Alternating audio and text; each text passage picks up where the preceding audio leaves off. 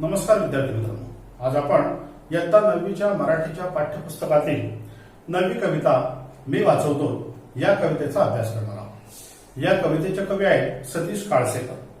सतीश काळसेकर यांचा जन्म 1943 मध्ये झाला। सतीश काळसेकर हे एक प्रसिद्ध कवी आहेत। इंद्रियोपनिषद, साक्षात, विलंबित हे त्यांचे कविता संग्रह प्रसिद्ध आहेत। कविता लेनिनसाठी या लेनिनवरच्या जगभरातील कवितांच्या अनुवादाच्या संग्रहाचे संपादन त्यांनी केलेलं आहे। तात्पर्य, मागोवा, लोकवाङ्मय या नियतकालिकांच्या संपादनात त्यांचा सहभाग आहे। वेगाने बदलत जाणाऱ्या समाजाचे वास्तव चित्र प्रस्तुत कवितेतून कवीने व्यक्त केले आहे।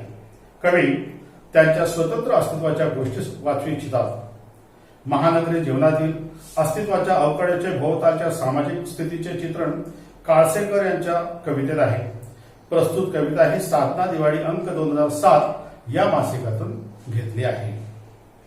विद्यार्थी मित्रांनो, कवी आपलं लक्ष बदलत चाललेल्या भारतीय संस्कृतीकडे या कवितेच्या माध्यमातून घेऊन जात आहेत। कवींचं म्हणणं आहे की पूर्वीच्या काळी भारतीय संस्कृती ही जगभरात श्रेष्ठ होती, परंतु काही वर्षापासून भारतीय संस्कृतीमध्ये अशा काही गोष्टी आल्या की ज्या आमच्या संस्कृतीवरती आघात करत आहेत। आजच्या काळामध्ये इंग्रजी शाळा आलेल्या आहेत आणि इंग्रजी शाळेच्या माध्यमातून फॅशनच्या नावाखाली, इंग्रजी शाळेच्या माध्यमातून बुद्धिमत्तेच्या नावाखाली एक संस्कृतीचं एक विकृत दर्शन शिकवलं जात आहे। मराठी शाळा दिवसेंदिवस कमी होत आहेत। पूर्वीच्या काळी मराठी शाळांमधून आमच्या विद्यार्थ्यांना संस्कृतीच्या गोष्टी, सांस्कृतिक गोष्टी, त्यांच्यावरती संस्कार घडवणाऱ्या गोष्टी शिकवल्या जात होत्या, परंतु इंग्रजी शाळा आल्या, मराठी शाळांची संख्या कमी होऊ लागली आणि आमच्या सांस्कृतिक ज्या गोष्टी होत्या त्यांचं प्रमाण कमी होऊ लागलं। या गोष्टीबद्दल खंत या ठिकाणी कवी व्यक्त करत आहे। आमच्या संस्कारांवरती या ठिकाणी आघात झालेला आहे। पूर्वीच्या काळी एकत्र कुटुंब पद्धती होती। एकत्र कुटुंब पद्धतीमध्ये आजी आजोबा असायचे, काका असायचे, काकू असायची, अनेक भावंड एकत्र राहायचे आणि एकत्र कुटुंब पद्धतीमध्ये असे 15 ते 20 लोक एकत्र असायचे। रात्री आजी सगळ्या नातवांना घेऊन बसायची।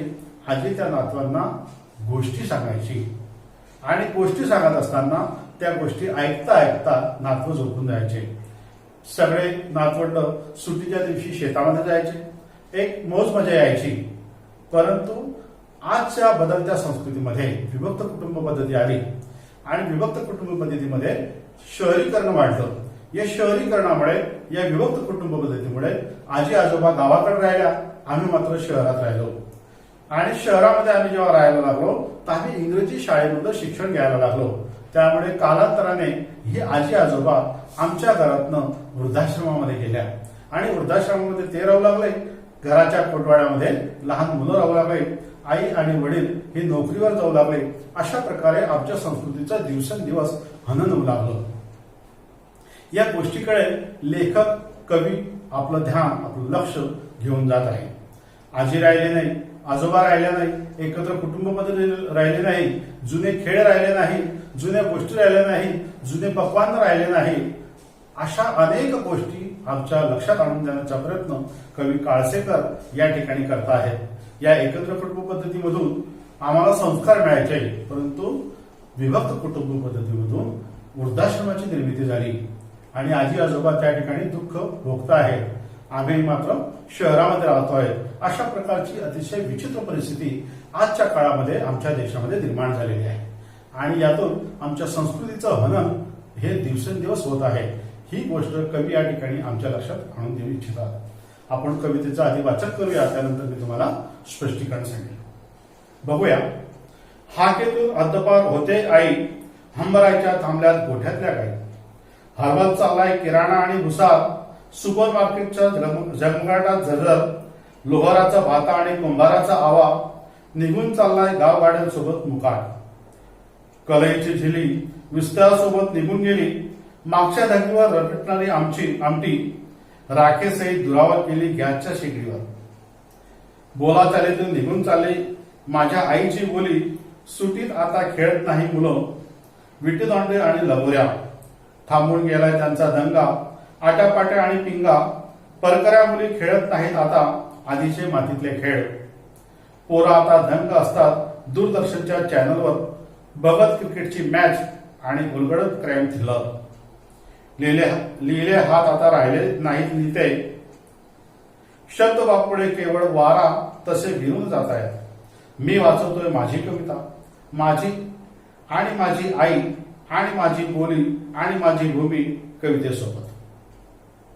विद्यार्थी मित्रांनो, कवी आपल्याला या ठिकाणी म्हणतायत की हाकेतून हद्दपार होते आई. हद्दपार होणे हा वाक्प्रचार आहे.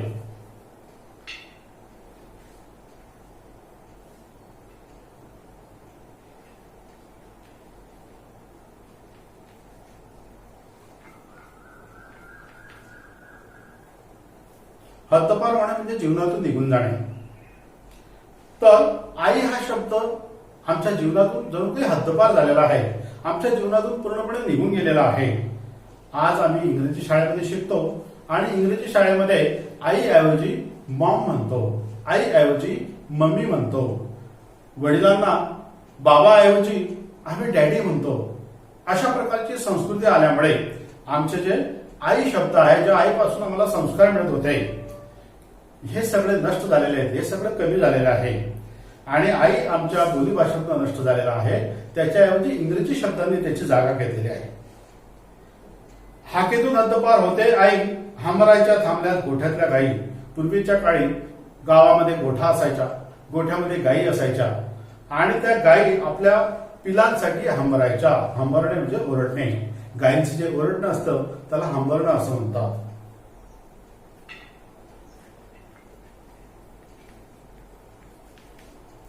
गायीचं आपल्या पिलांवरचं जे प्रेम आहे जणू काही ते कमी होत आहे, त्या हमरायच्या थांबल्या आहेत.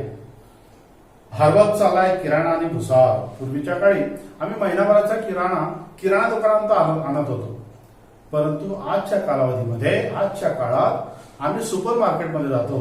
सुपर मार्केटमध्ये त्याने ठरवलेली किंमत आम्ही त्याला देत असतो. सुपर मार्केटमध्ये सगळ्याच वस्तू चांगल्या असतात आम्हाला असं वाटत असतं आणि म्हणून आम्ही त्या वस्तू त्या ठिकाणी खरेदी करतो. त्यामुळे किराणा मालाचं जे महत्व आहे ते दिवसेंदिवस कमी होत आहे आणि आम्ही सुपर मार्केटच्या झगमगाटामध्ये त्या महागड्या वस्तू जणू काही खरेदी करतो आहोत आणि ते लोक सुपर मार्केटचे जे मालक आहेत ते आमची जणू काही एक लूट करत आहेत, असं या ठिकाणी कवी सांगतायत. तर किराणा माल आणि भुसा हेही नष्ट होत चाललंय. किराणा माल आणि भुसा हे अन्नधान्याचे पदार्थ आहेत. त्यामुळे आम्ही सुपर मार्केटकडे वळलो, तिथले वस्तू खरेदी करू लागलो. त्याचबरोबर लोहाराचा बाता आणि कुंभाराचा आवा. पूर्वीच्या काळी लोहार लोक आमची कृषी प्रधान कुटुंब व्यवस्था असल्यामुळे किंवा कृषी प्रधान आमची अर्थव्यवस्था असल्यामुळे गावामध्ये तो लोहार असायचा. तो लोहार गावातल्या शेतकऱ्यांच्या शेतीसाठी उपयोगी असणाऱ्या सगळ्या साधनांचं तो तयारी करून द्यायचा. शेतीचे दिवस जवळ आले की तो शेतीसाठी जे जे अवजारं लागतात ती सगळी अवजारं लोहार हा तयार करून द्यायचा. लोहाराकडे एक भाता असायचा. भाता म्हणजे एक चामड्याची पिशवी असायची, त्याला एक साखळी बांधलेली असायची. तो साखळी खालीवर करत राहिला की तिकडे ती चामड्याची जी पिशवी असायची ती खालीवर व्हायची. ती खालीवर व्हायला लागली की त्यातली जी हवा असायची त्या विस्तवावरती फुंकली जायची आणि विस्तव पुन्हा त्याच्यामध्ये अग्नी प्रज्वलित व्हायचा. त्या विस्तवामध्ये त्या कोळशांवरती तो लोखंड गरम करायचा आणि त्याला शेतकऱ्याला हवं असलेलं हत्यार, शेतकऱ्याला हवं असलेलं साधन, शेतकऱ्याला हवे असलेली वस्तू तो तयार करून द्यायचा. हे सगळ्या गोष्टी आता गोष्टीमधनं, चित्रांमधनं लहान मुलांना शाळेमध्ये सांगाव्या लागतात. पूर्वीच्या काळी गावामध्ये लोहार असायचा, तो शेतकऱ्यांच्या अशा प्रकारची जी वस्तू असायच्या त्या तयार करून द्यायचा. परंतु आता गावामध्ये लोहार राहिला नाही. लोहाराचा बाता आणि कुंभाराचा आवा. पूर्वीच्या काळी गावामध्ये कुंभार असायचा, तो कोरड्या मातीपासून ओली माती बनवायचा, ओल्या मातीपासून हवं ते भांड बनवायचा, हवं ती वस्तू बनवायचा, गावकऱ्यांना पुरवायचा.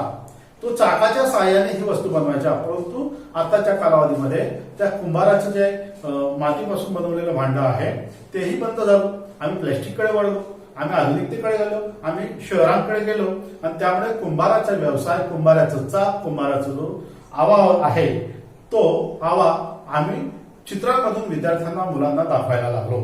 कुंभाराचा आवा म्हणजे कुंभाराचं जे जणू काही चाक.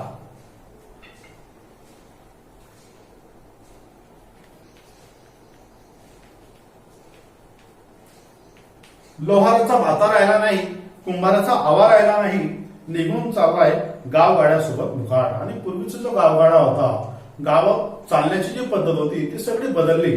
आम्ही त्यापासून मुक्त व्हायला लागलो आहोत. या जुन्या गोष्टी आता गावामध्ये शिल्लक राहिल्या नाही. पुढे कवी म्हणतात, कलईची झिली विस्तारासोबत निघून गेली. पूर्वीच्या काळी तांब्या आणि पितळीची भांडी असायची. ही जी तांब्या आणि पितळीची भांडी असायची, यांच्यामध्ये जेव्हा भाजी तयार केली जायची, ती भाजी लवकर खराब होऊ नये म्हणून गावामध्ये काही लोक त्या तांबा आणि पितळीच्या भांड्यांना अॅल्युमिनियमची जिलई, त्याला कलई म्हणायची, अॅल्युमिनियमची जिलई देण्यासाठी एखाद्या ठिकाणी गावात दुकान लावायचे. त्या ठिकाणी गल्लीतले सगळे बायका यायचे, आपल्या घरातले तांब्या आणि पितळीची भांडी आणायची, त्यांना त्या अॅल्युमिनियमची जिलई चढवली जायची आणि 2, 4, 6 महिने ती जिलई शिल्लक राहायची, त्याच्यावर टिकून राहायची, त्यावर ती भाजी व्हायची, चांगली लागायची, चविष्ट लागायची. हे व्यवसाय आता बंद झाले, हा व्यवसाय बंद झाला. कलईची जिलई विस्तारासोबत निघून गेली. मागच्या दगीवर रटरटणारी आमटी, त्या कलईच्या दिलेल्या तांब्या आणि पितळेच्या भांड्यामध्ये जी आमटी बनवली जायची चुल्यावरती, तेही बंद झालं. त्याची चवच वेगळी असायची. आम्ही आता स्टीलच्या भांड्यामध्ये हा स्वयंपाक करू लागलो. स्टील म्हणजे लोखंड, ही गोष्ट सर्वसामान्य गावकऱ्यांच्या लक्षातच येत नाही. त्यांना असं वाटतं की आम्ही स्टीलच्या भांड्यामध्ये जेव्हा स्वयंपाक बनवतो, स्टील म्हणजे एक आधुनिकतेचं प्रतीक आहे असे त्यांना वाटायला लागतं. परंतु तांब्या आणि पितळीची ही चांगली जी गुणवत्तायुक्त भांडी होती, ती आमच्या वापरात नष्ट झाली आणि त्यामुळे त्यावर जी आमची आजी आमटी बनवायची, ती आमटी सुद्धा आता बंद झाली. कलईची झिली विस्तारासोबत निघून गेली. मागच्या धगीवर रटरटणारी आमटी राखेसहित दुरावत गेली गॅसच्या शेगडीवर. आता चूल गेली, चुलीमधली राख गेली, चुलीमधली लाकडं नाही आणि चूलच गेली, तिची जागा गॅसने घेतली. त्यामुळे राख शिल्लक राहिली नाही आणि नवीन असं गॅस नावाचा एक पदार्थ, गॅस नावाची वस्तू आमच्या घरामध्ये निर्माण झाली. चुलीची जागा गॅसने घेतली, चुलीची जागा गॅसच्या शेगडीने घेतली. बोलाचालीतून निघून चालली आमची आईची बोली. लहान मुलं ज्यावेळेस बोलायला लागतात तेव्हा आपल्या तोंडात पहिला शब्द आई असं उच्चारतात, परंतु बोलाचालीत ते शब्द निघूनच गेले. लहान मुलांनी जर आपल्या आईला आई म्हटलं तर त्या आईला सुद्धा ते कमी मनाचं वाटतं. त्या आईला असं वाटतं की आपल्या लहान मुलांनी आपल्याला मम्मी म्हटलं पाहिजे किंवा आपल्याला मॉम म्हटलं पाहिजे. अशा प्रकारची एक फॅशन शहरामध्ये, गावामध्ये हळूहळू यायला लागली आहे. त्यामुळे आमच्या बोलाचालीमधून निघून चालली माझ्या आईची बोली. सुट्टीत आता खेळत नाही मुलं. पूर्वी सुट्टीची मुलं वाट बघायची आणि सुट्टी लागली की सुट्टीमध्ये ते प्रचंड खेळायचे, प्रचंड गोंधळ करायचे, खूप आरड्या मारायचे, खूप मस्ती करायचे. परंतु या सगळ्या गोष्टी आता नष्ट झाल्या आहेत. पूर्वीच्या काळी सुट्टीमध्ये मुलं विटी दांडू खेळायचे, लगोऱ्या खेळायचे.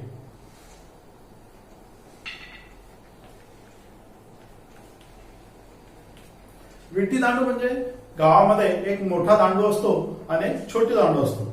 त्या मोठ्या दांडूच्या साहाय्याने छोट्या दांडूचा एक खेळ खेळायचे. सगळी मुलं त्याच्यामध्ये समाविष्ट व्हायचे. सगळ्यांचा मैदानी खेळ खेळत असताना व्यायाम व्हायचा. तो खेळ बंद झाला. त्यानंतर लगोऱ्या खेळायच्या. लगोऱ्या म्हणजे एखादं मटकं फुटलेलं असेल, त्याचे जे खापऱ्या असायच्या त्या एकमेकावर ठेवायच्या, एक चेंडू बनवायचा आणि त्या चेंडूने त्या लगोऱ्यांना, त्या खापऱ्यांना फेकून मारायचं किंवा दगड एकमेकांवर ठेवायचे, त्यांना फेकून मारायचं. अशा प्रकारे लगोऱ्यांचा खेळ खेळला जायचा. आता विटी दांडू राहिला नाही, लगोऱ्या राहिल्या आहेत. त्यामुळे मुलांचा दंगा जणू काही थांबला आहे. पूर्वीच्या काळी आट्यापाट्या आणि पिंगा. आट्यापाट्या म्हणजे मुली आट्यापाट्यांचे खेळ खेळायचे. जमिनीवरती आडव्या आणि उभ्या रेषा ते मारायचे आणि त्या आडव्या आणि उभ्या रेषांच्या मध्ये ते आपले कुदायच्या आणि त्यातनं आट्यापाटा खेळ खेळला जायचा. तोही बंद झाला. परकऱ्या मुली, लहान लहान मुली परकर घालून पिंगा म्हणून एक खेळ खेळायच्या. आपल्या मानेला बरोबर फिरून हा पिंगा म्हणून एक खेळ खेळला जातो. तोही आता राहिला नाही. अशा प्रकारे पूर्वीचे खेळ बंद झाले. पूर्वी जर पाऊस पडायचा, पाऊस पडला की जमिनीवरती माती असायची, कारण की मातीचे रस्ते असायचे. जमिनीवरची माती मुलं जमा करायचे, एकत्र करायचे. त्या मातीपासून विविध प्रकारचे खेळ ते खेळायचे. मातीपासून किल्ला बनवणे, मातीपासून घर बनवणे, मातीपासून एखाद्या भांड्याच्या आकाराची वस्तू बनवणे, अशा प्रकारच्या वस्तू ते पाऊस पडल्यावरती खेळायचे. सगळी मुलं रस्त्यावर जमा व्हायची. तो सगळा आनंद आज राहिलेला नाही, तो सगळा आनंद आज नष्ट झालेला आहे. याबद्दलची खंत कवी या कवितेमधून व्यक्त करत आहे आणि आम्हाला सुद्धा या गोष्टीवरती चिंतन करायला भाग पाडत आहे. आता मुलं काय करतात, तर आता पोरं आता दंग असतात दूरदर्शनच्या चॅनलवर. दूरदर्शनवरती सिरियल लागते, चॅनल लागतं. ते विविध प्रकारचे चॅनलवरती कोणत्या चॅनलवरती काय चालू आहे, विद्यार्थी किंवा मुलं घरामध्ये बसले असताना ते रिमोट हातामध्ये घेतात आणि रिमोटच्या सहाय्याने त्या दूरदर्शनचे चॅनल बदलवतात. एक चॅनल ते 2 मिनिटांपेक्षा, एक चॅनल ते 1 मिनिटापेक्षा, एक चॅनल ते 30 सेकंदापेक्षा जास्त बघू शकत नाही. अशा प्रकारची अस्वस्थता मुलांच्या मनामध्ये निर्माण झालेली आहे आणि त्यामुळे ते बसून बसून त्या दूरदर्शनचे चॅनल बदलवतात. शारीरिक खेळ बंद झाले, शारीरिक व्यायाम बंद झाला आणि दूरदर्शनवरती ते चॅनल बदलवत असताना डोक्याला काम लागलं. डोकं सुद्धा किती काम करणार, त्यामुळे डोक्यावरती परिणाम व्हायला लागले. अशा प्रकारे मुलं सुद्धा अस्वस्थ व्हायला लागले. दूरदर्शनचे बैठे खेळ खेळायला लागले. शरीरामध्ये रक्ताभिसरण कमी झालं. शरीराची जे व्यायाम व्हायचा तो व्यायाम बंद झाला. हातापायांचे व्यायाम व्हायचे व्यायाम बंद झाला. त्यामुळे मुलं बसल्या बसल्या दूरदर्शनचे चॅनल बदलू लागले. एवढंच नाही, क्रिकेटची मॅच तर ते दूरदर्शनवर बघत असतात तासन तास. एखाद्या चॅनलवरती एखादी सिरियल तर बघतच असतात. त्याचबरोबर ते क्रिकेटच्या चॅनलच्या बरोबर क्राईम थ्रिलर म्हणजे गुन्हेगारी क्षेत्रामध्ये जे सिरियल असतात ते बघत असतात आणि गुन्हेगारी क्षेत्राच्या मध्ये त्या सिरियलचा शेवट काय होतो, गुन्हेगारी पद्धतीने होतो. या गोष्टी मुलांच्या मनावरती घर करू लागल्या आणि भावी पिढी, पुढची पिढी ही गुन्हेगारी क्षेत्राची निर्माण होईल अशा प्रकारची एक चिंता कवी या ठिकाणी व्यक्त करत आहे. त्यामुळे मुलांनी मैदानी खेळ बंद केले आणि कुस्त्या बंद केल्या, कबड्डी बंद केलं, त्यानंतर विटीदांडू बंद झाला, त्यानंतर मुलींचा पिंगा बंद झाला, आट्यापाट्या बंद झाल्या. हे सगळे खेळ बंद झाले आणि मुलं आता दूरदर्शनच्या चॅनलवरती क्राईम थ्रिलर बघू लागले, क्रिकेटची मॅच बघू लागले, एखादी सिरियल बघू लागले. तासन तास ते क्रिकेटच्या मॅच समोर, टीव्ही समोर ते बसलेले असतात. क्रिकेटच्या मॅच समोर ते बसलेले असतात आणि सगळेचे सगळे फक्त डोळ्यांचा आणि डोक्यांचा काम करत असतात. एवढंच काम ते करत असतात. बाकी त्यांच्याकडनं कोणत्याही प्रकारचा व्यायाम होत नाही. पुढे कवी पुन्हा चिंता व्यक्त करतात. कवी म्हणतात, लिहिते हात आता राहिले नाहीत लिहिते.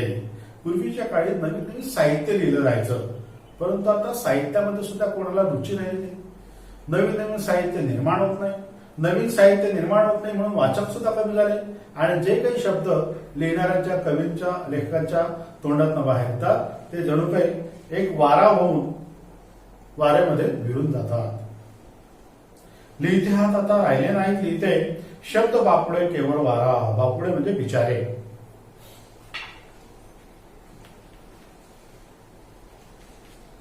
गरीब, दीन हे जे शब्द आहेत ते एखाद्या गरीबासारखे, एखाद्या दीनसारखे, एखाद्या दुबळ्यासारखे वाऱ्यामध्ये विरून जातात. त्यांच्यामध्ये शक्तीच राहिली नाही. शक्ती केव्हा असायची, जेव्हा लिहिणाऱ्याच्या हृदयामध्ये आग असायची तेव्हा शब्दांमध्ये शक्ती यायची. आता लिहिणाऱ्याच्या हृदयामध्ये आग नाही, त्याच्या हातामध्ये शक्ती नाही, त्याच्या तोंडामध्ये शक्ती नाही, त्याच्या मेंदूमध्ये एक प्रकारची तरतरी नाही. त्यामुळे शब्दांमध्ये सुद्धा जोर राहिला नाही. ते बिचारे गरीब होऊन जणू काही वाऱ्यामध्ये विरून जातात. परंतु कवीने एक गोष्ट ठरवलेली आहे.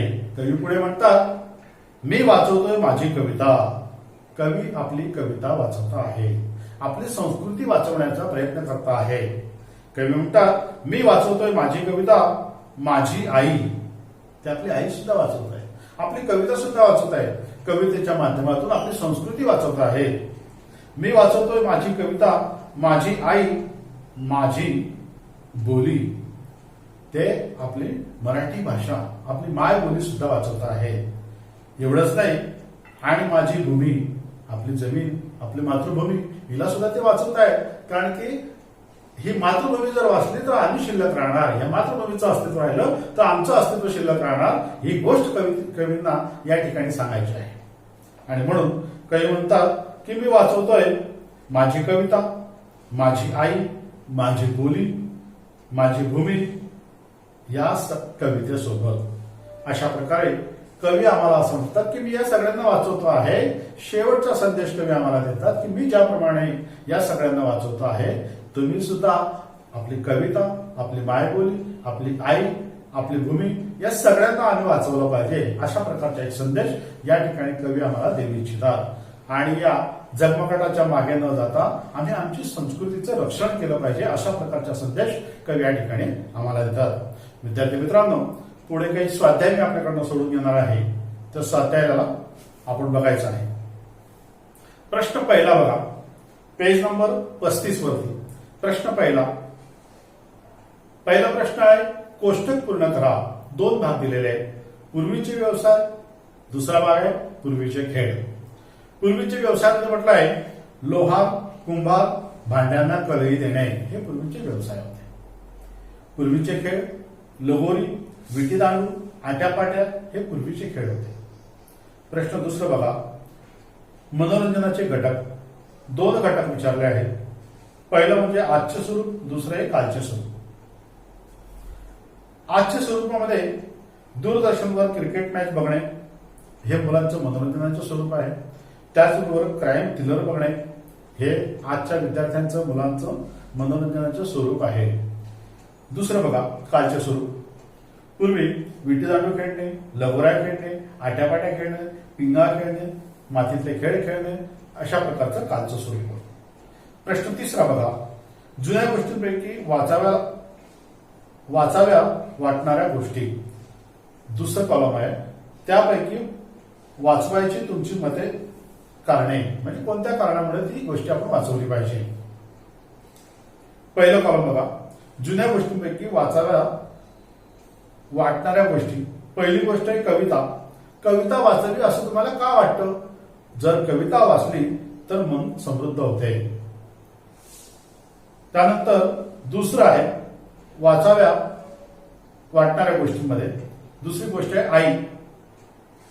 आई वाचली, आई शब्द वाचला, आईची संस्कृती, आईचं प्रेम वाचलं तर काय होणार आहे?